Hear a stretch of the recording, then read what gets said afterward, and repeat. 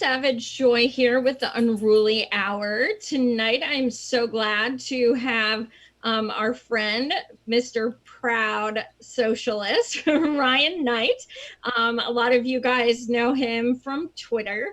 Thank you so much for joining us tonight, Ryan. Thank you so much for having me. It's an honor to be on the show. Absolutely. What the reason why I feel like it's so necessary to hear from people like yourself is you and Peter Dow are kind of like the epitome of people who just kind of did a 180, and it was so beautiful to see, the transition you guys made. So we first knew you as Proud Resistor. Right. And you were very like blue wave, and you're very big Warren supporter. Um, and then at one point you just kind of realized Warren wasn't going to win, and you came out and said, you know what, practically speaking, I'm going to switch to Bernie. And then all hell broke loose and people got really freaking ugly. Um, Yeah. so how was it? I know you said you were very emotional trying to come to that decision. And what was it that finally made you say, you know what, I'm going to switch to Bernie, and it's going to take so much guts, but I'm going to announce it. So I voted for Bernie in the 2016 primary. So it's not like a huge leap for me. I've always been more on the progressive side, but I wouldn't say that I was necessarily a democratic socialist or a socialist as I am today. And I think for me, kind of, I endorsed Warren early on in the primary, and there were some moments. My political awakening started to happen when I started to realize that both parties, right, not just the Republicans, are bought and sold by big corporations, right? That basically big corporations own both major political parties. And that for me was when I realized, like, oh, that's why all these corporate Democrats, go on CNN and they say healthcare is a human right, yet they don't support Medicare for all, right? Or they'll go on CNN and they'll say, climate change is real, yet they don't fight for a Green New Deal. Or they'll say Black Lives Matter, but they won't fight to defund the police. So I started to kind of pick up on how it, just the performative element, I guess, of it, where it was like they talk the talk, but they don't walk the walk. And for me, what I started to realize is that it's just not enough to be the party that's anti-Trump. Like, that's essentially the campaign that Hillary ran in 2016. And look where it got us, right? And I also started to just kind of see that, like, yeah, the Republican Party is a far right fascist party, but if the Democratic Party's response to that is to always kind of meet in the middle or kind of be fascist light, that's not going to work, right? And so I started to see that, like, the way districts play the game, it actually emboldens the Republican Party. And so when I would watch Bernie's rallies and I would see how he just unequivocally fights for justice, unequivocally fights for the working class and the poor and communities of color, it just hit me. I'm like, we need radical change in this country, and it's not going to happen if we keep electing these centrist corporate Democrats who keep capitulating to Republicans. And so after, right before New Hampshire, I was really, I helped raise a ton of grassroots money for Warren. I was essentially a surrogate for the Warren campaign. And it just dawned on me, like, I saw that, like, first off, like, Warren did not have a path to the presidency pretty much after Iowa. And I just, in this moment, like, we need big change. Like, we need massive change in this country. And I saw that Bernie was unequivocally fighting for it. And so I'm like, if, Warren doesn't have a path, like, we need to get all the progressives to go behind Bernie. And so I, I did that, and obviously, like, I got a lot of shit from every single. I don't know. Sorry, I don't know if I can swear, but I got a lot Oh, of that's crap okay. from all the Warren supporters. But you know what? At the end of the day, like, it's like this is my, it's it's my vote. It's my choice. Like that's the thing. Like if we do live in a democracy, like we get to support who we want, and we shouldn't get all this blowback for supporting someone who I think had the best chance to not only beat Donald Trump, but to also heal America. And that's what we need. Like this country needs massive healing, or we're just going to keep, there's going to be more inequality, there's going to be more injustice, there's going to be more climate catastrophe. Like we're at the precipice. And I just don't think corporate Democrats and a lot of Democratic voters get that yet. And I would blame a lot of it has to do with our corporate media, which is great that you have a show like this. And it's great that independent media is on the rise because I really think that, MSNBC and CNN, just how Fox News has kind of indoctrinated the right, MSNBC and CNN kind of indoctrinates liberals and centrists that kind of just think very in a narrow way. And we need much more than narrow thinking to fix these problems. Again, like we need big change. And I just don't see that coming from any of the centrist Democrats right now. And it didn't happen under Obama. So I think, long story short, I think I just started to kind of connect the dots. And once you wake up, it's like, I'll tell you this, is like, I mean, like, I just get it. I could go even since Bernie like resigned or suspended his campaign. I'm even more to the left now than when he did that. It's like it just as soon as you get out of the echo chamber of corporate media and you get out of kind of the DNC echo chamber, you just start to see things a lot clearer. And that's kind of been my journey the last 6 to 8 months. It's been incredible to watch. And I've seen you kind of post some shade to Warren because of her endorsements. They've been just awful. I'm not really sure what she's doing there. And it just makes me excited to see you hold her accountable. It's a good feeling to see. We've all had these moments where, like, in 2015, I was not who I am now at Mm. all. I mean, I wasn't. And, being 41 and acknowledging that isn't something I'm proud of, but we all have had to have that transition point. And we rarely get to see it happen, firsthand. And with you, it was just pretty incredible. So many burners thought that it was a post you were just going to delete and like go back the next day. We were like, no way, this can't be happening. This can't be happening.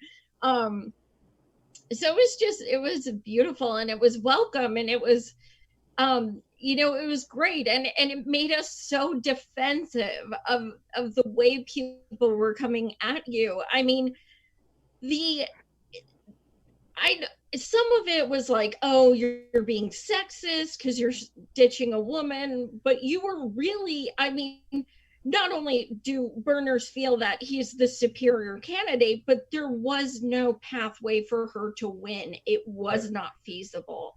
So you did your best to try and explain that.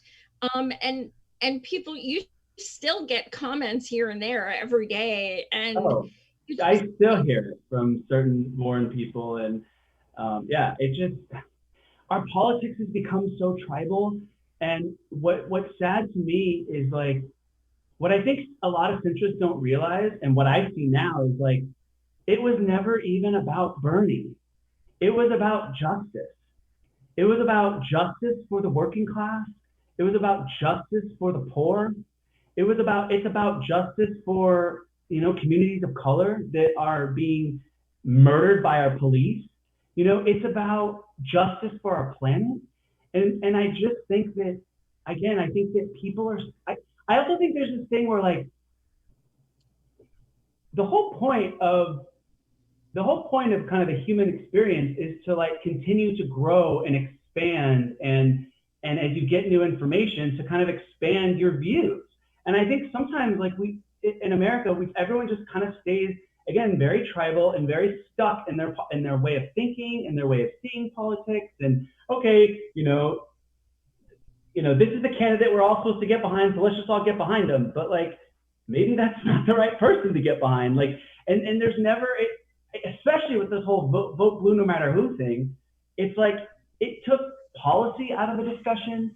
It took, it took, it watered down politics in a way that it's like, no, like it matters who we vote for. Like it matters what policies they support, especially in this moment when there is so much inequality and so much injustice in our country. So I guess if anything, like I felt really, while I was getting all this crap from people, at the same time, I'll be honest, like I never felt freer.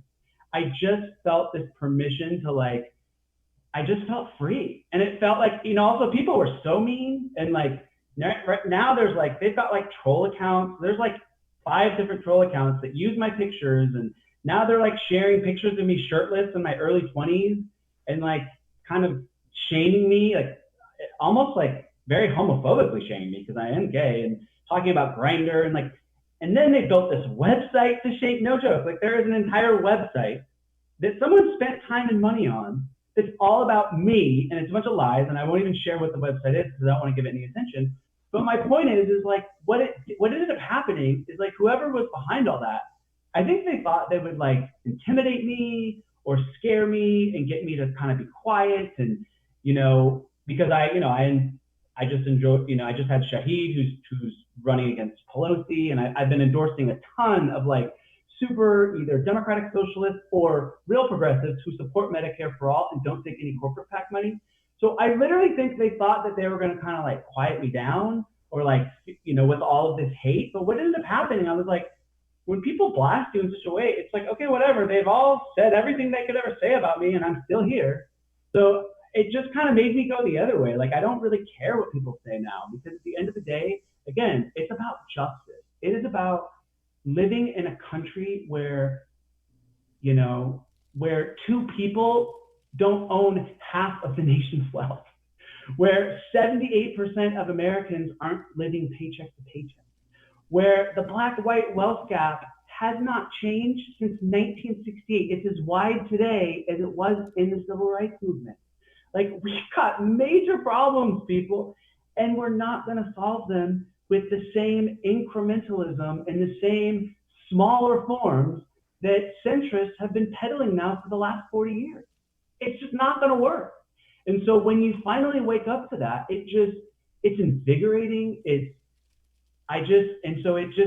then I meet people like you, and look, the biggest myth about Bernie supporters and about the left is that we're mean, or all that whole like the Bernie bro narrative or the mean tweets BS. Because let me tell you something, I have met the most big-hearted, kind, and compassionate people since I endorsed Bernie Sanders. And I mean like people that really freaking care, and those are the kind of people that, we need more of in our politics, that can see that a better world is possible and then fight for that better world to be possible. And so like this whole thing, it's like, I really do. I think it's just a matter of like getting out of the echo chamber. And once you do, I think we can wake up a lot of people. And that, what's interesting, there's been a lot of people on the left, like even maybe a little bit more to the left than me, who've been like, whoa, like who've been skeptical of me. And I get it. Like I think in time they'll see that it's sincere, and they'll see that like, I have had a political awakening, and, I went from essentially being what I thought was progressive to now being a Democratic socialist, and I'm almost ready to drop the Democratic part. I mean, that's how fast I've been moving left.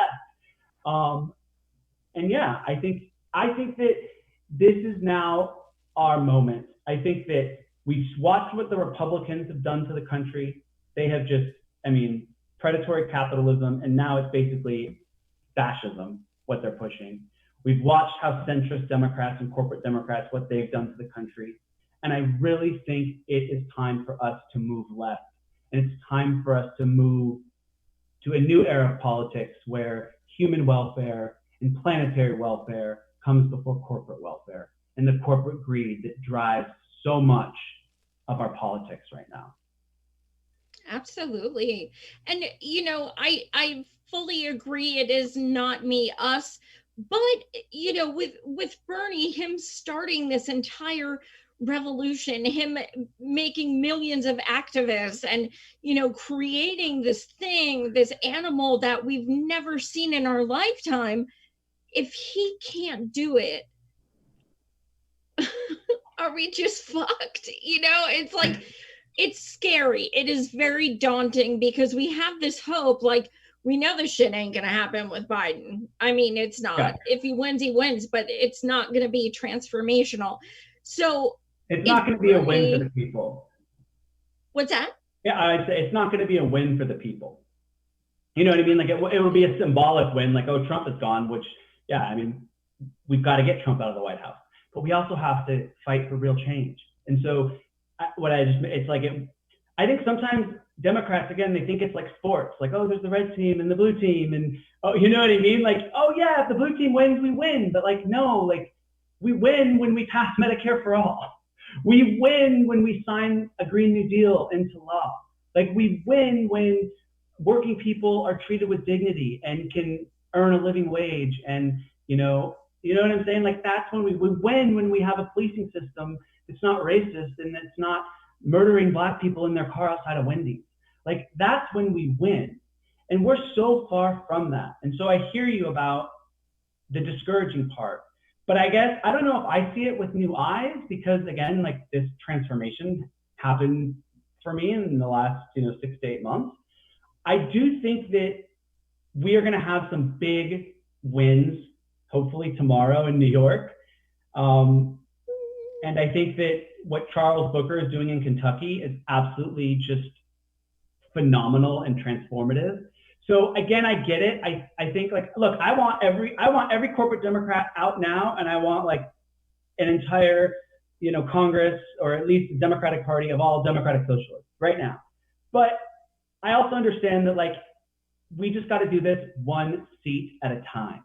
I spoke with Isaiah James, who's running in New York. He's a Black Lives Matter activist, and I had him. Yeah, love him. He's phenomenal, and he said something that just so he said, like, look, these corporate Democrats have shown us who they are, and they're never going to wake up. So we've got to get them the hell out of there. And we got to do it at we got to do it at the local level, at the state level, and definitely at the federal level and in Congress. And I think we have to just look, we got 4 amazing progressives in 2018 with the squad. And I think we have a chance to really expand the squad, right, in 2020 and get a lot of these corporate Democrats out. And then I think that will continue to power the movement. I do understand that people are discouraged. I mean, like, I cried the day Bernie suspended. It was awful. But I also think that, like, we are the revolution. Every single one of us, every single person who runs for office, every single activist and organizer that Bernie inspired, you doing your show, like, it's on us now. Like, we got to pick up the fight. And I think if we remember that, if we stick together, I think the left has to stay united. I refuse to endorse Joe Biden. I've taken a lot of shit from centrists. I don't care. Joe Biden has not earned my endorsement. Frankly, Joe Biden hasn't earned anyone's endorsement, just like Donald Trump hasn't earned anyone's endorsement. Joe Biden has not done a damn thing to earn my vote as of now. Could he? Yeah, he could if he supported Medicare for all and a Green New Deal and UBI and like really showed that he was fighting for the kind of bold policies we need. But he's not even anywhere in that stratosphere right now. So I think if we stick together as the left and we show the Democratic Party and we show the DNC that, like, we're not playing around anymore. You're not going to take our vote for granted anymore. Because when they see that, they won't have any choice but to listen to the people. And I also think it's so important to remember that, like, we're not the ones dividing the party. 90% of Democratic voters in a new poll support Medicare for all. 70% of all voters support Medicare for all. When you go down the line, a Green New Deal, like 75% of Democrats support it. Universal public college, 80% support it. So you go down line by line, all these bold progressive policies, overwhelming numbers of Democratic voters support these policies. So it's not us, it's not the activists who are dividing the party. It's Joe Biden, it's Nancy Pelosi, it's the DNC and their corporate donors, because that's the only reason they aren't supporting these policies. Let's be real. Because you can go look, it's the giant insurance companies. They give money to Republicans, they also give money to corporate Democrats. Giant insurance companies don't want Medicare for all because it might be good for us and it might be good for people, but it's not good for their bottom line. So we've got a Democratic Party right now that's basically operating just like the Republican Party. And I said this the other day, like, we don't have a real left party in America. Democratic Party is not a left party. It's a center-right party. And the GOP is a far-right party. So we essentially have two right-wing parties. And you can't have a government in a nation where you've got two political parties that both represent the CEO and both represent the corporations. One party has to represent the workers, has to represent labor. We don't have that right now. And that's really the problem. So until the DNC listens to us, until Joe Biden hears us, he ain't getting my vote. And we have to be strong about that. We have to show them how much power we have. And if we do, that's when we change things. And we also do it by getting rid of these corporate Democrats one seat at a time and replacing them with democratic socialists and strong progressives, not ones, who say they're progressive on TV, but like ones who take no corporate PAC money and actually support Medicare for all and support the bold agenda we need. And the other thing I do want to say, sorry I get long-winded sometimes, we cannot surrender the word progressive to people like Neera Tanden and to, these more moderate centrist Democrats. And here's why. Because there are some seats where we're not going to get a democratic socialist in there, but we can get a strong progressive in there. And so we need to keep the word progressive to mean what it's supposed to mean. And we can't let them take that word from us and water it down and say they're progressive when they're not. And for me, what progressive means is I have two criteria. You have to support Medicare for all, and you have to take no corporate PAC money.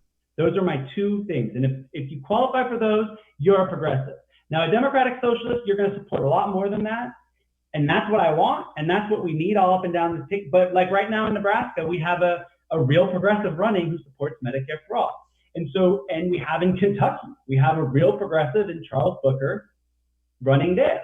And so that's what, we can't let them steal the word from us, progressive, because they just keep watering it down. And we need that word because there are going to be some states where we can't use the word democratic socialist yet. We just can't in Kentucky, or because we're dealing with decades of propaganda.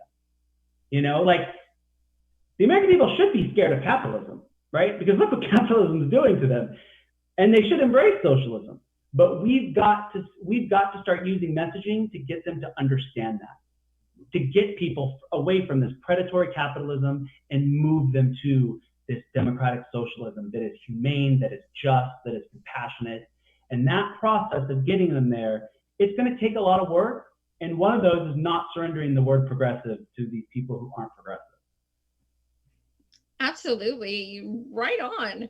It's really incredible watching. I ran about this as well, because the vote blue, no matter who, gives DNC zero incentive to change. You're saying, you have my vote regardless. Do whatever you want. Sexual assault, corporate money, who gives a shit? You have a D next to your name. And what it comes down to is they have no incentive to change. We, the people, have the leverage right now. We, the people, can say, you want our vote, here's what happens. We are absolutely in a hostage situation right now. It's vote for who you don't want or get someone who you don't want. It's literally like you're fucked either way. So what do we have to lose at this point? Keep fighting for what we need to survive. The new thing I'm seeing now on Twitter is, well, just vote for Joe and get him to change once he's in there. Sounds feasible. I mean, the fact that he can't even, and this might sound bad, but like he can't even lie and say that he supports Medicare for all. That to me is like that's a big red flag. Like he's not even Yeah. pretending to support a bold agenda, and that's because they're straight up taking advantage of us because that's what they've done.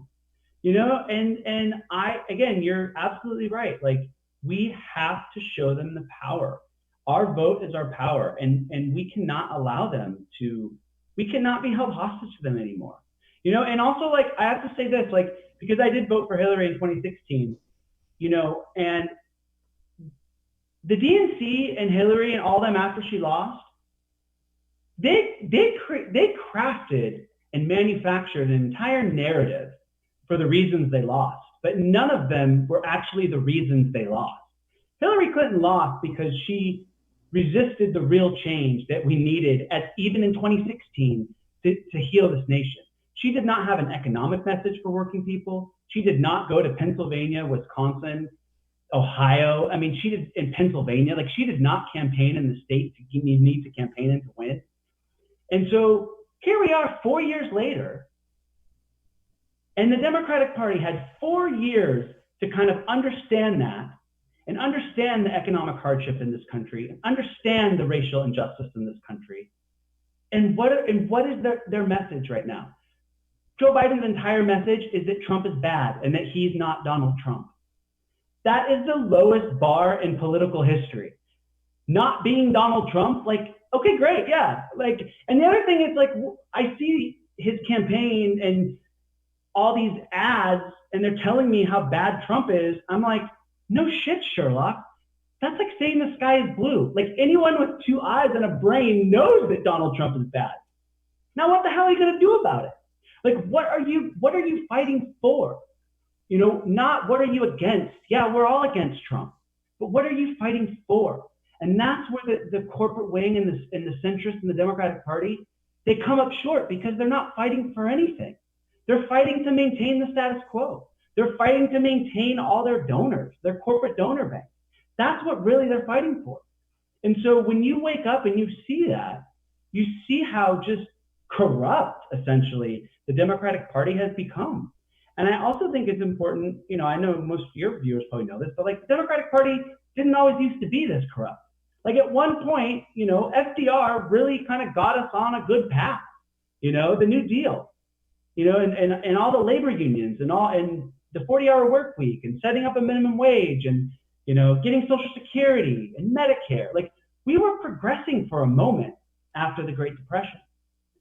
But shoot, in the last 30 years, we haven't progressed at all. Maybe on some social issues, but when there's this much economic inequality, that's not enough. You have to also fight for economic justice. And one thing I blew my mind. I read this last week. Like since the Great Depression, we have had 14 recessions in America. That's an average of That's an average of 1 recession every 6.5 years. And when we have these boom bust cycles, it just allows the ruling class to extract as much wealth as possible. It prevents the working class from building any real wealth because here every 6.5 years we have another recession and we lose, working people lose it all over again. And then we have to rebuild again. So this economic system we have isn't even working for the majority of our nation. And so, but they built up this entire propaganda unit for capitalism to essentially convince people that like there's no better way. And I think that more people are starting to wake up and see that like there's got to be a better way than this. And there is. Like we can have an economic system that is just, that is, that where people work hard and they get ahead. And it's not this, a handful of billionaires should not own the majority of wealth in this country, especially because the majority of the wealth was made off the backs of working people. It's just not right. It's just not fair. So. Absolutely. It's really interesting to see you rail on capitalism so much because what do you think about Liz saying I'm capitalist in my bones now at this point? Well, now it makes me sick. But again, you have to understand, like I would have called myself a capitalist last year. I mean, that since the moment we're born, like in this country, it's like ingrained in us. You know, it's like they start brainwashing us from the moment we're born that like capitalism is the greatest thing in the world and there is no other way and there's nothing better. And so I literally think it's like it's a cult. I mean, they indoctrinate us. And look, when we one of my little awakenings was when they wanted us to go back to work, like in March, like when it like really wasn't safe for people to go back to work. But the billionaires didn't give a crap because they just want to keep, you know, they need the working people, working class. They need us to make their money. So it was like they don't even care. Like they want us to go out and die for capitalism. I mean, that's how sick and this is and how evil this system we live in is. And I also think that I think capitalism by nature, like it's exploitative. It's look how it was built. I mean, our system was built on slavery and the genocide of Native American people. That's what capitalism is built on. American capitalism. So when you just look and see, it's like this system has never really been just and fair. So I just think, and I also think we're at the time where it's it's not working. I mean, there's 140 million people in America who are either poor or low income. That's not an economic system that's working when you have that many people who are poor or low income. So I just think we're at this point now where is I know it can be feel discouraging, but I also feel like if both political parties are going to continue to be beholden to giant corporations and people like us keep waking up, I mean, the revolution, it's not a matter of if, it's when. Like revolution is inevitable. And it's inevitable, it's because of the conditions that this government has done to us. Like, look, they bailed out these corporations during the pandemic. They gave us one check. They gave people one $1,200 check. They didn't, Pelosi didn't fight for rent relief. You know what I mean? So it's like, these are the conditions that create a revolution. So these corporate politicians are only going to have themselves to blame for their complicity in what they've done. And they've put this maintaining the status quo in this rigged system ahead of actually fighting for real change for the people. So I just think we're at this point now where things are going to change and the revolution's coming. Absolutely. The past 3 weeks, we have seen just how incredible it is when people all have the same goal and they all join together. It's been so powerful to see just how much power we do have when we come together. Things have started to change, not nearly as much as they need to, but laws are being discussed and things are, people are, congressional members are talking about cutting funds from policing, and the discussion has started. And that is absolutely 100% due to a group of us getting together and demanding this. What do you think people's trepidation in not joining with this thought of revolution? Do you think it's privilege or cognitive dissonance or both, or what do you think contributes to that? I think a lot of it is fear. I think a lot of it is fear, and I think a lot of it is conditioning. Again, like we are from the corporate media to our political parties. I mean, it's a machine, and they have an entire machine to keep people kind of in their little bubble, and so they don't. I think people don't think a better world is possible. I think some people just resign themselves to the fact of like, okay, this is what it is, and so I just got to make the best out of it. But I also think that again, we saw these with these Black Lives Matter protests, we saw the power again of direct action and the power of protest and the power that, look, we have local governments now, not just in Washington, but local governments that are shifting funds away from their police departments and putting money into education, into mental health, into healthcare. And so we are seeing that when people rise up, the politicians have no choice but to listen to us. So I think if anything, this new movement for racial justice has shown us that like we have to keep fighting, we have to keep putting pressure on our elected officials. I think the reason we got to where we were is because, especially in the Democratic Party, look, you got people like Nancy Pelosi who've been there for 30 years. People like Chuck Schumer who've been there for decades. People, Engel, who I hope that Bowman beats. He's been there for 30 years.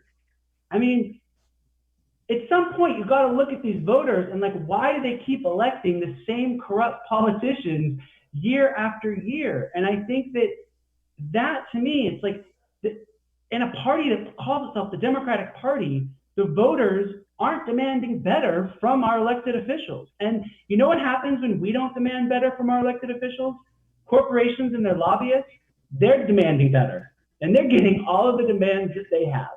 So again, I think that the biggest thing stopping the progressive movement is the corporate media. I really do believe that.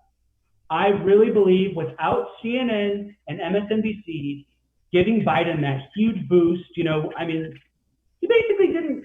I don't know one rally Biden had where more than 5,000 people showed up. I don't think he did have one big rally. He had no message. He ran like the most lazy campaign. There were some states that he won where he didn't even have offices there. So, but it was like that whole South Carolina thing. I think someone said he got $75 million worth of free media from MSNBC and CNN alone, just from the South Carolina, those 3 days that led up into Super Tuesday. And then we had, of course, Obama calling Pete Buttigieg and Amy Klobuchar and them kind of clearing out the path for Biden, which is, let me tell you something, that is called corruption. And it happened right in front of our face and right in front of our eyes. And everyone's just like, oh yeah, no, this is like how it's supposed to be. Like, no, that's not how democracy works. Behind closed doors with private conversations happening.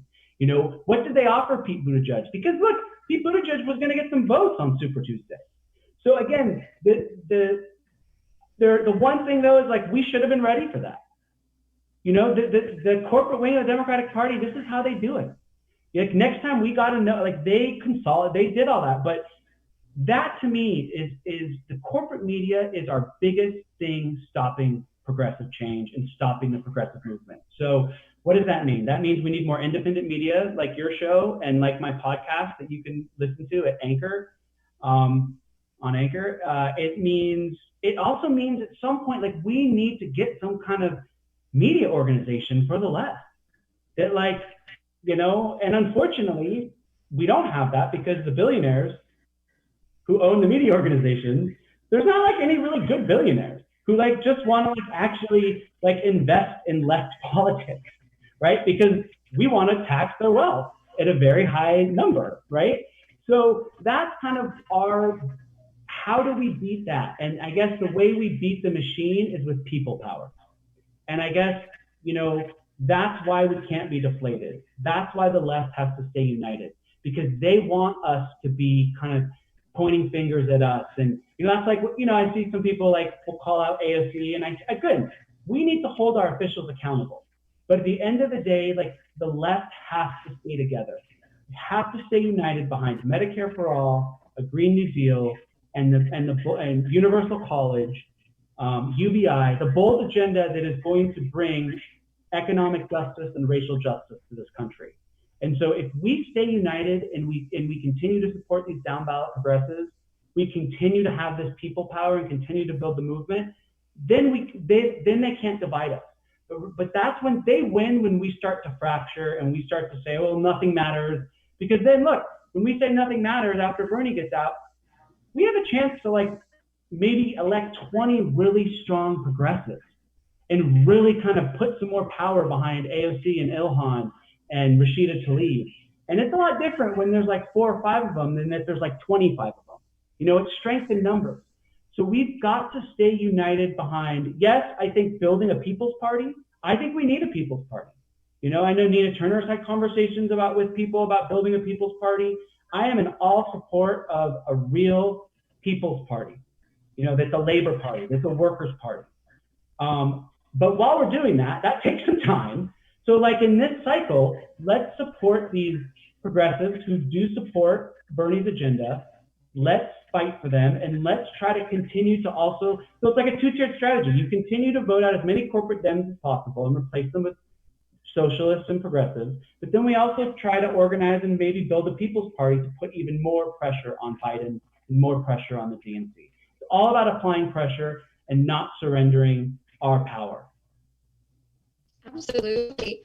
I'm seeing a few comments in the chat comment section about people saying, Biden, agreeing with you, he didn't really campaign in the States.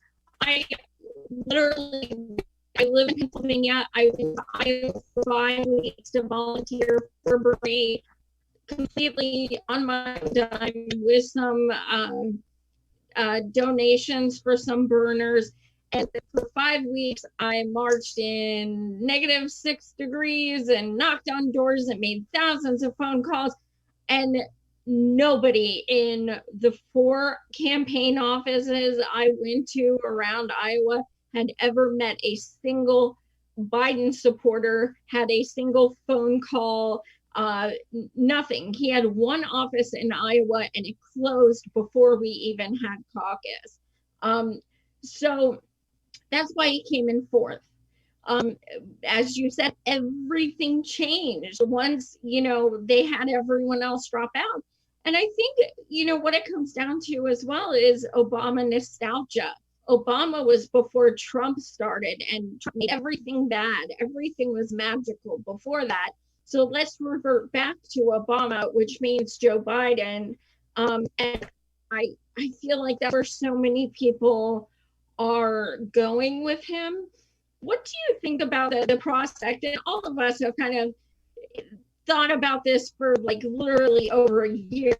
What do you think about the idea that they may not even give Biden the nom at a convention? Hey, I mean, at this point, expect the unexpected. Anything could happen. I don't think that all of Joe Biden's mental faculties are there. There are times where Biden speaks and I have trouble following him. He starts rambling and he doesn't make a whole lot of sense.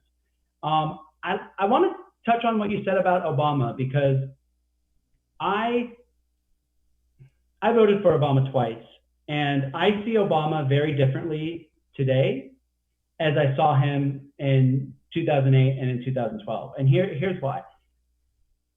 Obama, the most progressive thing about Obama is how he campaigned. Obama campaigned very progressively. He campaigned on hope and change. But then when he got into office, very quickly he caved to the corporatist agenda. And what did he do? He bailed out Wall Street, he bailed out big banks, and working people suffered. And so there's kind of like, look, Obama's a great family man, especially when you compare him to Trump. I respect that he's our first Black president. I think that is historical. But I also think that like we have to stop kind of, it's so weird to me because it's like the centrists say that like Bernie people, it's like some people even call it like a cult or like they worship Bernie. But like actually what I see is like more like centrists are the ones who like put politicians up on pedestals and worship them, like the way they treat Obama and the way they treat Nancy Pelosi and Hillary Clinton, they treat them like they're kings and queens. It's like, these are our representatives. They're supposed to be representing us, the people. And so I actually see the more cult tribal mentality from the more centrist people. And I think that it's very damaging when, I've tweeted recently about kind of looking at Obama's legacy and seeing that he's not as progressive as he said he was. And he didn't do a lot for working folks. And he didn't do a lot for racial justice. And he didn't do a lot for, the poor. But when I do that, it's like I'm immediately, attacked and from all angles. And it's like, we have to be able to if we're going to move forward, we have to be able to take an honest look. And when you look at the conditions and you look at Obama's presidency, he did not fight hard enough. I mean, in 2008, Democrats had the White House, they had the House of Representatives, and they had the Senate. They had all 3 branches of government. Did they pass a single-payer healthcare system? No. And when they did pass a healthcare plan, It was basically a Republican healthcare plan that wasn't that great.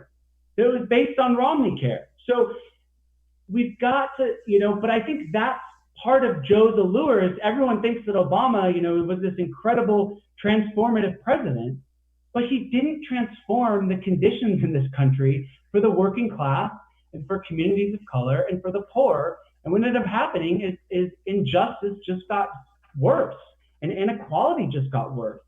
And so by the time 2016 happened, Hillary runs a very kind of, I don't even know what hurt she ran on, Stronger Together. I mean, it's like the platitude of all platitudes. She didn't have I'm with her. I'm with her. Made it about herself. Right. And so you run a campaign that's not fighting for working people and not fighting for an economic message. And so here comes along this con man who basically just lies about everything and makes stuff up as he goes along. But obviously the American people were desperate enough, and working class people in the Rust Belt were desperate enough to get to roll the dice on him. And I think that was the moment for the Democratic Party.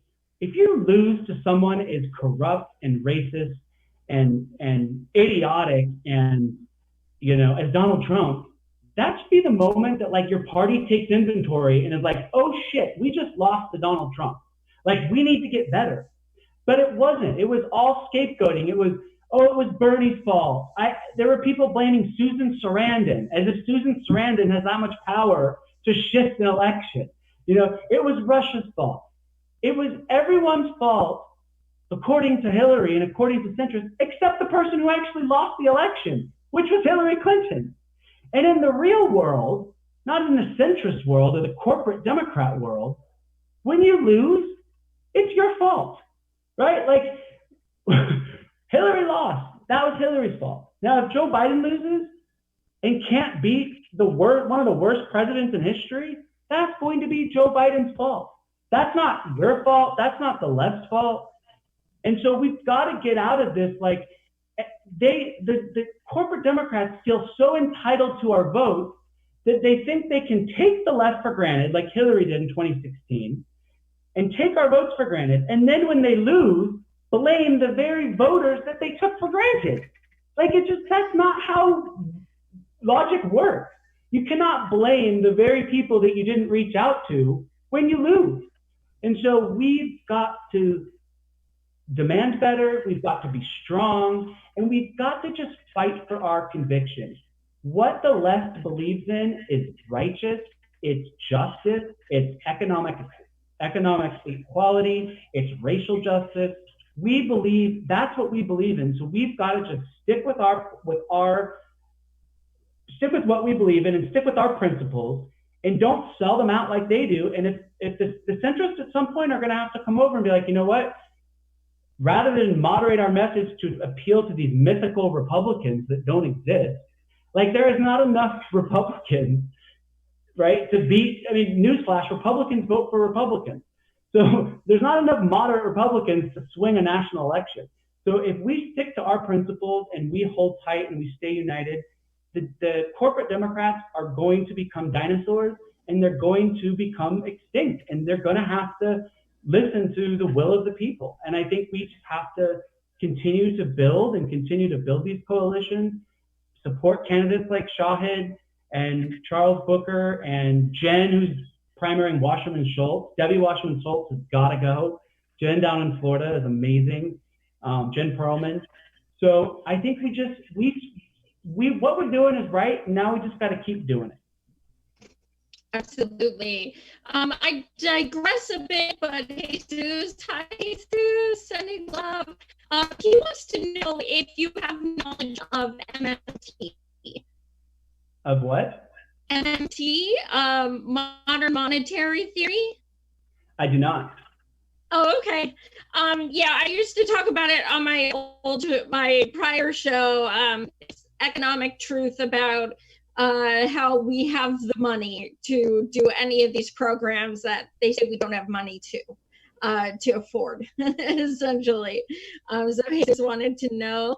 Well, and we have the money because look what our government spends money on now, right? We spend trillions of dollars on endless wars. There's always money for mass incarceration and militarized police forces. There's always money for corporate welfare. So we know there's money for Medicare for all, and we know there's money for a Green New Deal, and we know there's money for human welfare, but it's a matter of having the political courage to fight for those programs. And right now, we don't have enough representatives who have the courage to actually fight for these programs because they're fighting for their corporate donors.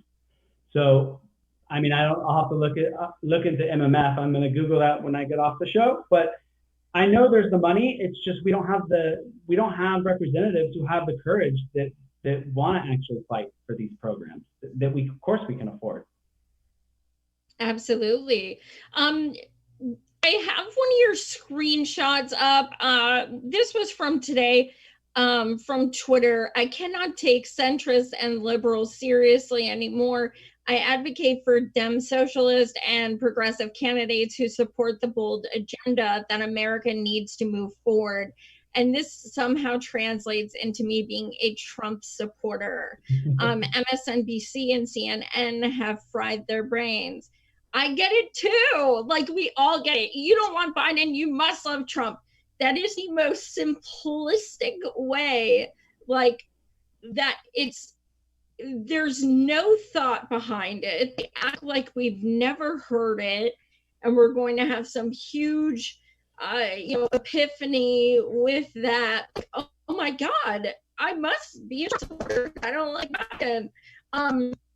So, and then I saw the comments, and people were doing the exact freaking thing you just called them out on. Yep. They were like, yeah, you must want Trump. Like, read, comprehend. What's so interesting to me is that if you look at the political spectrum in America, those of us who are on the left are much further away on the spectrum from Donald Trump, who is far right, right? Centrists are much closer on the political spectrum to Donald Trump than we on the left are. And so I just think and also when you look at people like Nancy Pelosi and Chuck Schumer, they voted for Trump's bloated military budget.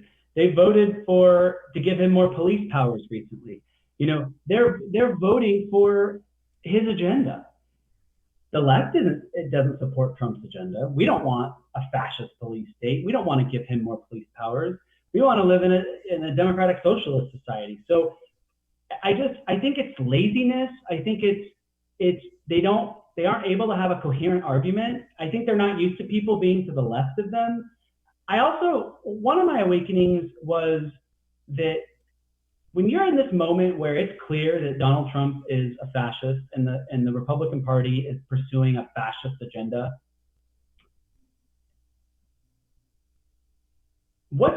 if you're standing halfway between justice and fascism, you're complicit. That's complicity. So right now you've got all these centrist corporate Democrats. They're literally standing halfway between fascism and justice. And so that was like, for me, like I couldn't stand there anymore. Like we got to fight unequivocally for justice.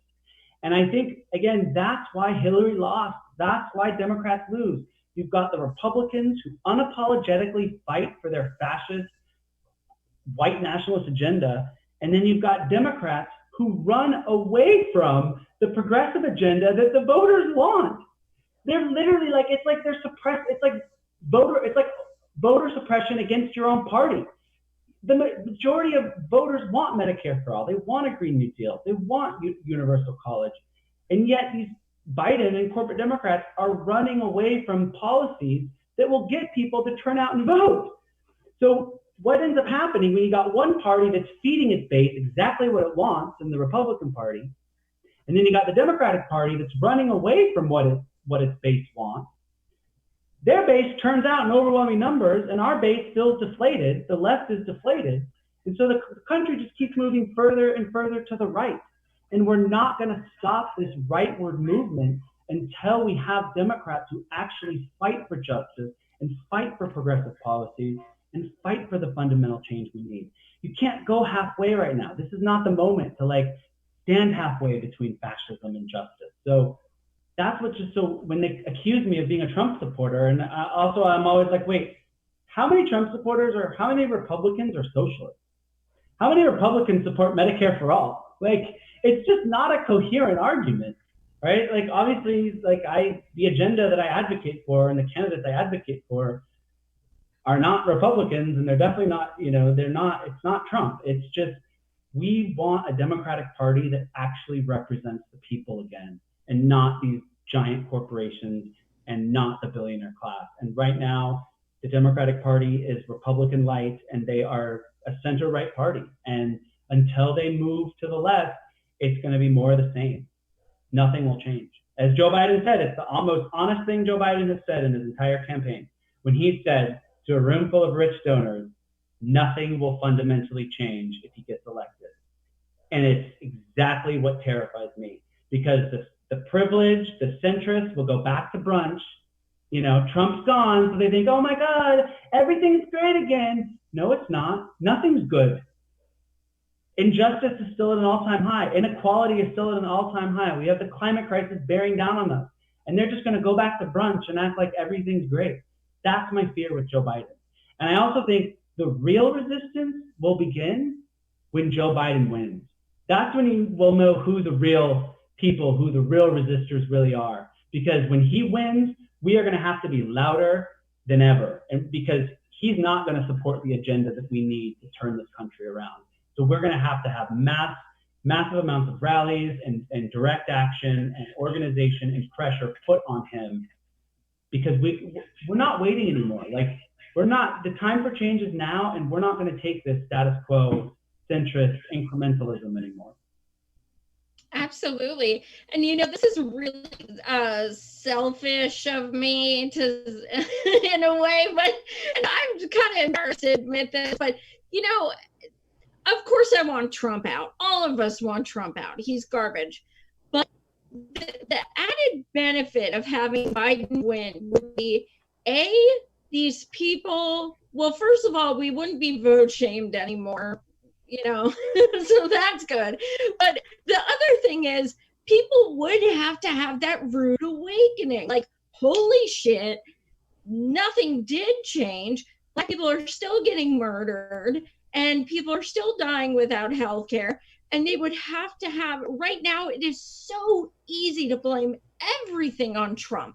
It all started with Trump. It'll all end when Trump's out. And you have to acknowledge that's not what happened if Biden comes in. You'd have to. Yeah, you're absolutely right. So it's going to be interesting. I kind of want to fast forward, but I kind of don't, because I don't really think Biden can beat Trump, to be honest. What are your thoughts? Well, I mean, Trump is giving him the election on a silver platter. I mean, Trump has done everything wrong in the last 3 months, and yet Biden still could screw this up. I mean, that's how bad of a candidate he is. There was a poll out today that said, it asked people, are you voting for Biden or are you voting against Trump? Oh, we have a screenshot of that. We'll put that up right now. Yeah, so this to me tells the entire story of the Democratic Party. Look at Biden voters. They asked in a YouGov Economist poll, are you voting for your candidate or against the other candidate? And only 35% of Biden supporters are voting for Biden. The majority of Biden supporters are voting against Trump, 62%. Now, when you look at Trump voters, 81% are voting for Trump, and only 18% are voting against Biden. So this goes back to what I said earlier, where the Republicans feed their base and give their base exactly what they want. This fascist, predatory capitalism, the white nationalism and the hardline immigration policies. And Democrats don't give their voters anything to vote for, right? They just say, oh, but look how bad the Republicans are. And it's the same playbook Hillary ran in 2016, right? Her entire campaign was anti-Trump. Joe Biden's entire campaign is anti-Trump. And I also think we have to talk about what a missed opportunity this is, because I really think anyone could have beaten Donald Trump. I definitely know that Bernie would have beaten Donald Trump.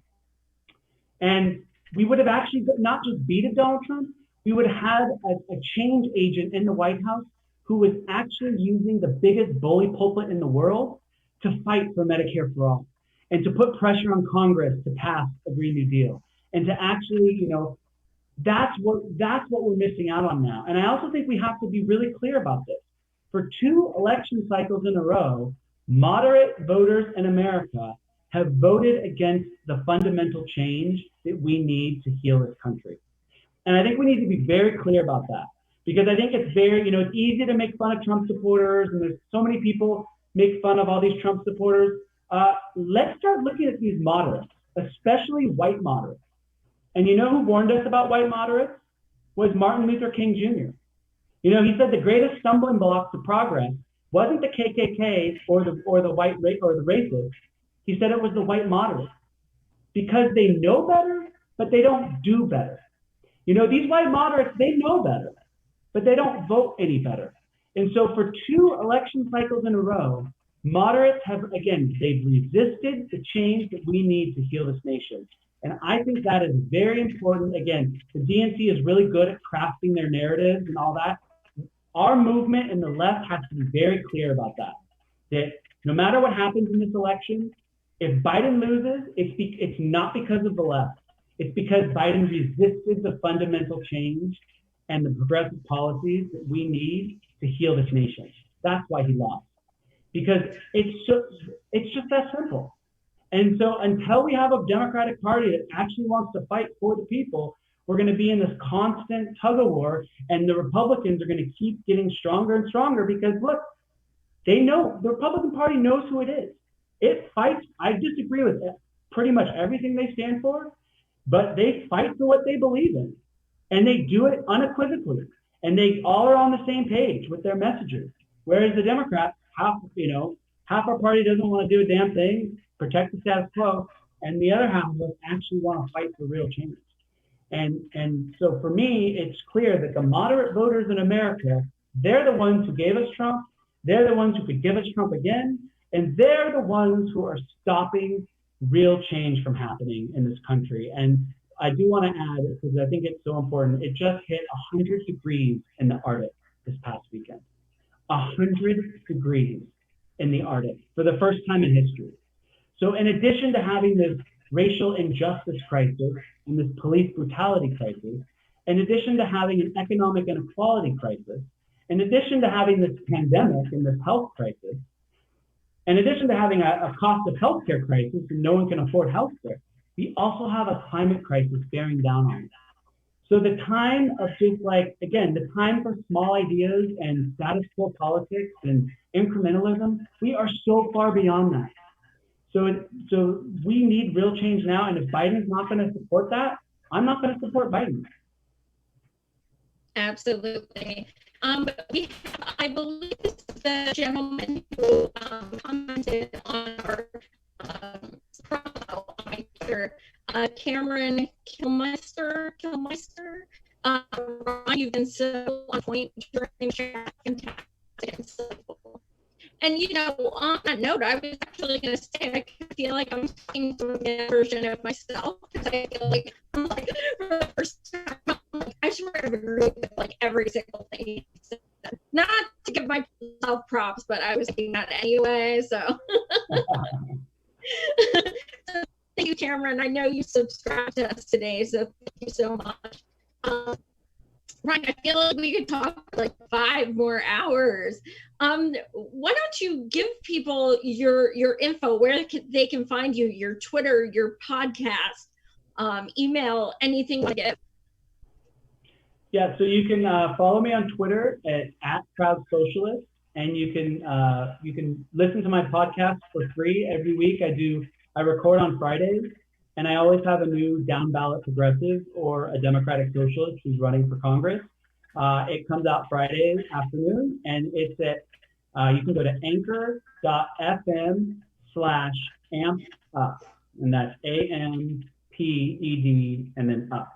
Amped Up. And you can also, I think it's on it's on iTunes or Apple Podcasts and Spotify. But if you don't have one of the podcasting services, you can listen on Anchor for free. Okay. And I don't want to give people my email address because I already have way too much email to go through. All good. Thank you so much for joining us. You are just adorable and insightful and amazing. And thank you guys all so much for watching. So Wednesday, I have the most incredible show coming up. I am very nervous about tech issues. I will be actually interviewing a gentleman from prison who has been in prison 34 years and was found innocent and is still not been let out.